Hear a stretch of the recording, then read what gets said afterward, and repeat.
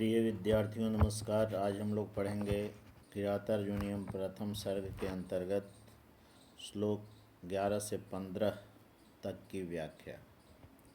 इसके पूर्व हमने कई विषयों पर चर्चा की है, जिसमें किरातार्जुनीयम में बनेचर की उक्ति, द्रौपदी का सारांश, प्रथम सर्ग का सारांश इत्यादि। तो 11 नंबर श्लोक है जो असक्तम आराधयतो यथायथम विभज्य भक्त्या संपक्षपातया गुणानुरागाद इव सख्यम इवा न बाध्यते अस्य त्रिगुणः परस्परम। ये प्रसंग है जब बनेचर युधिष्ठिर के पास दुर्योधन के शासन प्रबंध को जानकर आता है, तो वह दुर्योधन के शासन प्रबंध का वर्णन कर रहा है और बता रहा है कि वो दुर्योधन किस प्रकार से अपने राज्य में शासन कर रहा है। तो वह जो दुर्योधन है, बनेचर दुर्योधन से कहता है, बनेचर युधिष्ठिर से कहता है कि दुर्योधन जो है यथायथम विभज्य संपक्षपातया भक्तया अशक्तम आराध्यतः अस्य त्रिगुणः गुणानुरागात् सख्यम इवान इव परस्परम न बाध्यते। कहता है कि दुर्योधन समुचित रूप से समय का विभाजन करता है, विभाजन करने के काम करता है, दिन के काम को दिन में, रात के काम को रात में, और अनासक्त भाव से वो काम करता है, पक्षपात रहित होकर काम करता है, समपक्षपातया, और यथायथम विभक्त यथा रूप कार्य का विभाग करके वो भक्तया अशक्तम और प्रेम पूर्वक, असक्तम बिना पक्षपात के, बिना अनासक्ति के, वह अस्य त्रिगण, इसके जो त्रिगण हैं और वो आपस में जो है काम, धर्म अर्थ और काम, ये त्रिगण में है। धर्म अर्थ और चतुर्गण में आते हैं, चतुर्वर्ग में धर्म अर्थ काम मोक्ष। तो ये तीन गण जो है धर्म अर्थ और काम, ये अस्य त्रिगण गुणानुरागात, जैसे एक दूसरे को गुणों के अनुराग से, परस्पर एक दूसरे को प्रेम करते हुए से, सख्यम ईवान, सख्यता यानी मित्रता को प्राप्त हुए से, परस्परम न बाध्यते, एक दूसरे को बाधा नहीं पहुंचाते हैं, अपितु सहायता पहुंचाते हैं। इस तरह से कह रहा है कि वो धर्म अर्थ और काम जो ये त्रिगण हैं, इनको वो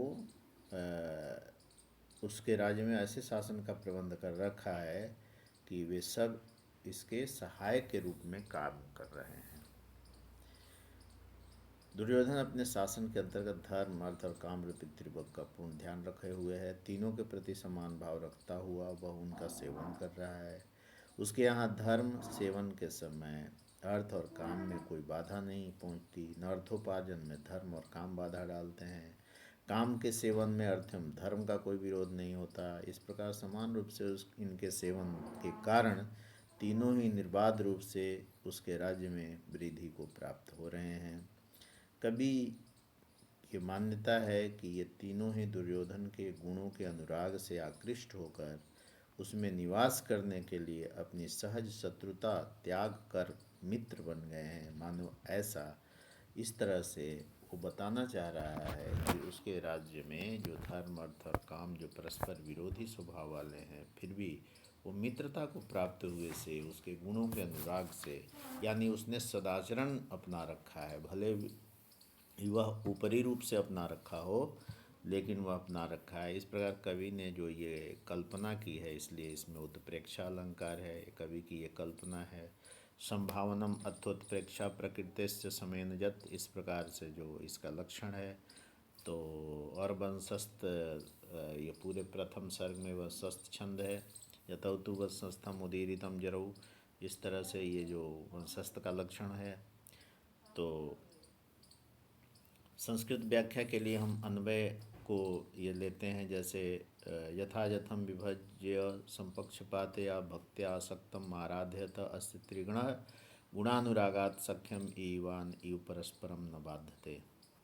तो यहाँ पर ये यथायथम शब्दानुरूप व्याख्या देखेंगे तो यथायथम यथायोग्यम विभाज्य विभागम कृत्वा समपक्षपातया समान व्यवहारेण भक्तया स्नेहेन अशक्तम अनाशक्तम आराधयत सेवमानस्य अस्य कस्य दुर्योधनस्य त्रिगणः त्रिवर्गः धर्मार्थकामरूपः गुणानुरागात् तदीय गुणेषु प्रेमाधिक्यात् उसके गुण के दुर्योधनस्य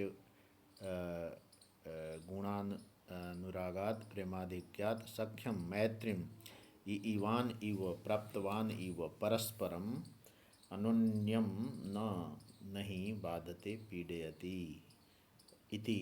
इस प्रकार से अस्मिन् श्लोके अत्र उत्प्रेक्षालंकारः वंशस्थं वृतं संक्षेप रूपेण लिखितव्यम्। प्रस्तुतोऽयं श्लोकः किरातार्जुनीय महाकवि भारवी विरचितस्य किरातार्जुनीयस्य प्रथम सर्गात् उद्धृतो अस्ति। एवमेव लेखनीयं तदनंतर व्याख्याकार्यं करणीयम्।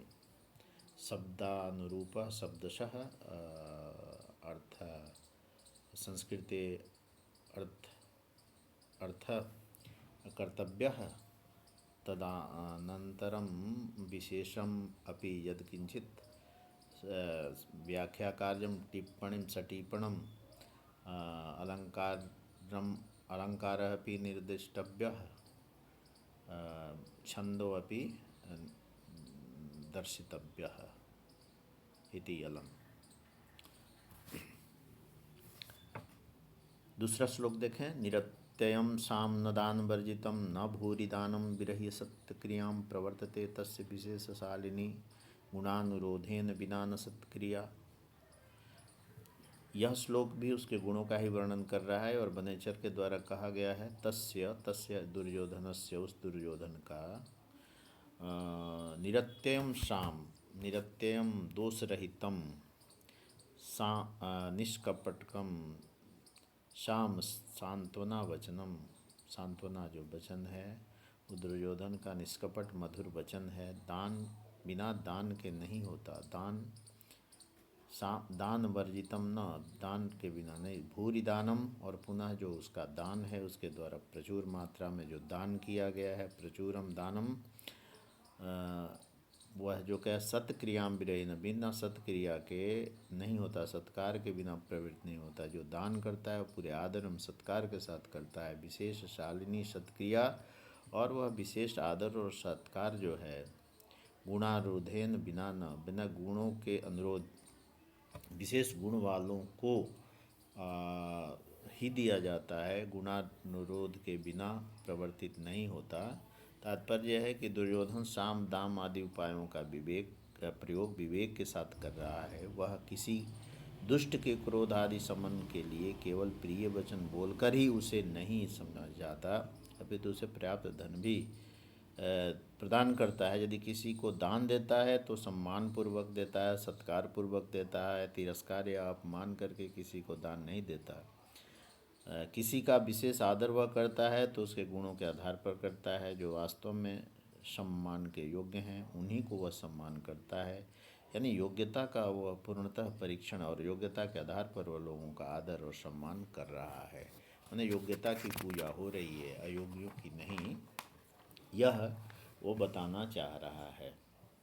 यहाँ पर एकावली अलंकार है। पूर्व वाक्यों के प्रति उत्तर वाक्य विशेषण के रूप में कहे गए हैं, अतः एकावली अलंकार है।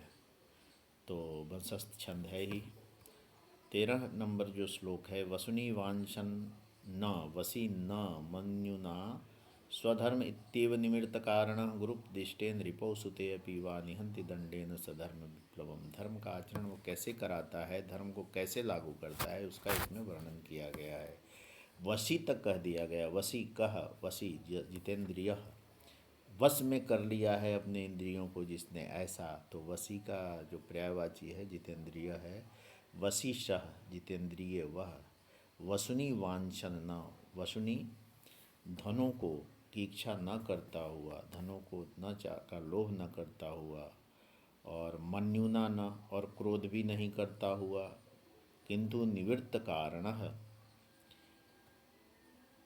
निवृत्त कारण लोभ क्रोध आदि कारणों से रहित होकर स्वधर्म स्वधर्म इत्येव स्वधर्म ऐसा मेरा धर्म है, ऐसा मेरा कर्तव्य है, इति एव यह समझकर गुरुपदिष्टेन दंडेन गुरुपदिष्ट माने गुरुओं के द्वारा मनु आदि जो धर्म के उपदेशक हैं और जो उसके राज्य में जो राजगुरु हैं उन धर्माधिकारियों के द्वारा निर्दिष्ट दंडेन यानी दंड के मार्ग द्वारा दंड व्यवस्था के द्वारा रिपु में यानी शत्रु में सुते अपि पुत्र में सूत्र और शत्रु और पुत्र में भी समान व्यवहार करता हुआ धर्म विप्लवम निहंती धर्म के विप्लव को रोकता है। यानी दंड व्यवस्था अत्यंत कठोर है, वो शत्रु के लिए भी और पुत्र के लिए भी सबके लिए समान दंड व्यवस्था है।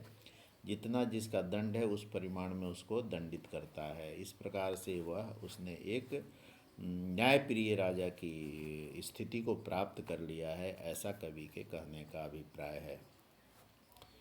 तो यहाँ पर इसमें जो है उसके बारे में बताया गया है, जो दुर्योधन के जो शासन प्रबंध है वह कैसे कर रहा है, दंड व्यवस्था कैसा है, उसकी दंड व्यवस्था कैसी है, शत्रु में पुत्र में समान व्यवहार करता हुआ वह आगे अपने शासन प्रबंध को राज्य प्रबंध को चला रहा है। अगला श्लोक है विधाय रक्षान परितः परेतरान असंकितम आकारम उपैति संकितः क्रियापवर्गेषु अनिजीवित सात्कृताः कृतज्ञताम अस्य वदन्ति संपदा अस्य संपदः कृतज्ञताम वदन्ति। इसकी जो संपत्तियां हैं वो उसकी कृतज्ञता का वर्णन कर रही हैं और वो बता रहा है इसमें कि वो कैसे शासन कर रहा है। तो संकितः कह रहा है वो कि यद्यपि वह शंकालु है लेकिन निशंकित होने का, शंकित होने का, शंका रहित होने का वह ढोंग करता है और इसलिए उसने शंकितः सशंकित हुआ, आप लोगों से शंकित, आप लोगों से डरा हुआ, परितः चारों तरफ, परेतरान यानी स्वकीयान, पर इतरान पर से भिन्न यानी स्वकीय लोगों को रक्षान विधाय रक्षान रक्षक के रूप में नियुक्त करके वह रक्षकान विधाय कृत्वा रक्षक के रूप में रखकर असंकितम आकारम पैति शंका रहित होने का वह नाटक करता है। आकारम असंकितम आकारम माने जो ऊपर से जो आकृति बनाता है जैसे कि वह डरा हुआ नहीं है, किंतु वह अंदर से डरा हुआ है और वह आप लोगों से डरा हुआ है, अंदर अंदर डरा हुआ है, लेकिन ऊपर से वह भय रहित होने का नाटक किया करता है। क्रियापवर्गेषु अनुज्जीवित सात्कृता संपदा असकृतज्ञता क्रिया यानी कार्य की समाप्ति पर जो अनुज्जीवित सागत सेवकों को प्रदान की गई जो सामग्री है प्रचुर मात्रा में काम समाप्त करने पर उनको धन धान्य भी देता है, ऐसा है वह उसके कृतज्ञता का वर्णन करती हैं। यानी वह राजाओं अपने प्रजा को दंडित नहीं कर रहा है, जो जैसा काम कर रहा है उसको उचित परिमाण में वह पुरस्कार भी दे रहा है, ऐसा वो कवि कहना चाह रहा है। तो इस तरह से वो अपने शासन प्रबंध को भली भांति चला रहा है, ऐसा उसको कहने का अर्थ है। 15वें श्लोक को देखें। अनारतम तेन पदेषु लंबिता विभज्य सम्यक विनियोग सत्क्रिया फलंति उपाया परिबृहंतायति उपेत्य संघर्षम यु अर्थ संपदः तेन पदेषु सम्यक विभज्य विनियोग सत्क्रिया लंबिता उपाया संघर्षम उपेत्य इव परिबृहंतायति अर्थ संपदा अनारतम फलंति। तेन दुर्योधनेन उसके द्वारा पदेषु उचित स्थानों पर वस्तुओं को सम्यक विभज्य कार्यों का अच्छी प्रकार विभाग करके विनियोग सत्क्रिया उचित उपयोग और सम्मान लंबिता उपाया विनियोग सत्क्रिया का अर्थ क्या है कि समुचित प्रयोग रूप सत्कारम लंबिता प्रापिता उपाया साम दाम आदि साम दाम दंड आदि उपायों से संघर्षम परस्पर स्पर्धाम उपेत्यैव साम दाम दंड जो है उनसे प्राप्त करके परस्पर स्पर्धा को प्राप्त हुए से सदैव वृद्धि को प्राप्त होने वाली उन्हें साम दाम दंड भेद आदि उपायों का प्रयोग करके वो सदैव अपनी वृद्धि संपत्ति की वृद्धि करने वाली धन संपत्तियों को जो है वो वृद्धि कर रहा है, जिससे धन संपत्ति उसके राज्य में भली भांति बढ़ रहे हैं, ऐसा वो कहना चाहता है। और चूँकि गुण व्यक्ति की तरह कार्य कर रहे हैं, कार्य कर नहीं सकते, लेकिन कवि की ये कल्पना है। तो यहाँ उत्प्रेक्षात उत्प्रेक्षालंकार वंशस्थम वृतम, तो किस किस समय किस उपाय से काम लेना चाहिए, इस प्रकार का विवेचन दुर्योधन अपने प्रत्येक कार्य में करके तदनुसार बड़ी सावधानी से चलता है। वह देश काल और पात्र आदि के अनुसार ठीक ठीक विभाजन करके इन चारों उपायों को उनके उचित स्थानों पर ही प्रयुक्त करता है। फलस्वरूप वे उपाय उसे स्थित रहने वाली अधिकाधिक धन संपत्ति प्रदान करते रहते हैं। उसे अपने किसी भी कार्य में सफलता प्राप्त नहीं होती, बड़ी सफलतापूर्वक वह शासन कर रहा है। अपने जो साम दाम दंड भेद आदि जो राजनीति के उपाय हैं, उन उपायों का उचित जगहों पर प्रयोग करता है, कार्यों का सम्यक विभाग करता है, और लोगों को जो सत्कार करना है उनको सत्कार करता है। तो इस तरह से वो लगातार अनथक प्रयास करते हुए बिना थकान रहित होकर वह शासन कर रहा है।